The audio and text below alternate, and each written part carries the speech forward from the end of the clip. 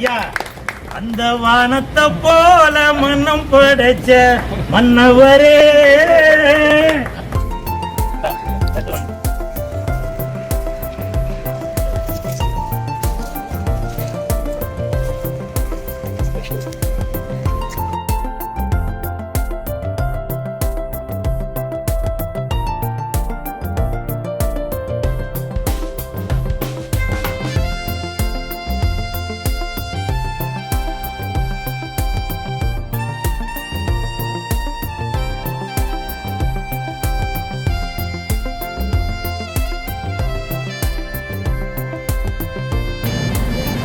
தம்பி நில்லு நில்லு.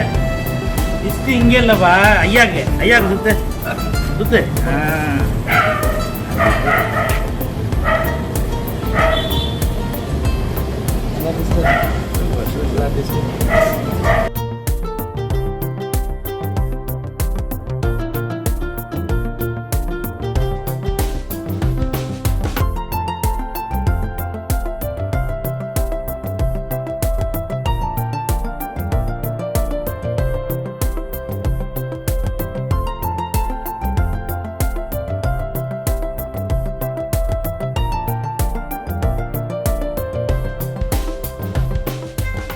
தம்பி கூல் சுரேஷ் வந்த அப்படின்னாரு. நான் ஆட்டோவில் தானே வந்தேன்னா, என்னப்பா நீ இவ்வளோ பாப்புலராக இருக்கிற, ஆட்டோவில் வந்தால் பொய் சொல்லாத அப்படின்னாரு. இல்லைண்ணா உண்மையிலே ஆட்டோவில் தான் வந்தேன் அப்படின்னா. ஏன்னா புயல் வந்துச்சு இல்லையா, நான் பிக் பாஸ்குள்ளே இருக்கும்போது புயல் வந்ததில் கார் போயிடுச்சு. அப்போ ஐயாட்ட சொன்னேன் உண்மையிலே கார் இல்லைண்ணா அப்படின்னு.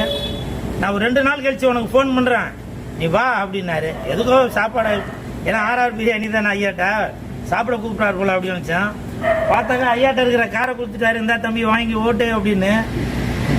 எப்படி எனக்கு சொல்றதுன்னே தெரியல. உண்மையிலே சொல்றேன், நீங்க என்ன விதைக்கிறீங்களோ அதுதான் வளரும், புரியுதுங்களா? ஐயா அவர்கள் அன்பை விதைக்கிறாரு, அது ஆலமரமா வளருது. பண்பை விதைக்கிறாரு, அது பலாமரமா வளருது. பாசத்தை விதைக்கிறாரு, அது பனைமரமா வளருது. பாருங்க, இந்த மரம் கூட பாத்தீங்கன்னாக்கா எல்லாமே பயன் தர மரமா தான் இருக்குது. ஐயா, உங்களோட கிளைகள், உங்களோட மகளும் சரி மருமகனும் சரி, இவங்க கிட்ட வேலை பார்க்குறவங்களும் சரி, எல்லாருமே ஐயா அவர்கள் புகழ்ந்துட்டு தான் இருக்காங்க. அதற்கு காரணம் ஐயா அவர்கள் ஆலமரம் மாதிரி இருக்கிறது தான் காரணம். வாழ்த்த வயதிலே வணங்குகிறேன். வாழ்க வளமுடன். எங்கள் சேலமரம் அன்பு தொழிலாளர் உழைப்பாளியின் சார்பாக, என்னுடைய நண்பர்கள் நட்பு வட்டம் சார்பாக வாழ்த்திலை சுரேஷை தெரிந்து கொள்கின்றேன்.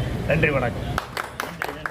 ஐயா, அந்த வானத்தை போல மன்னம் படைச்ச மன்னவரே.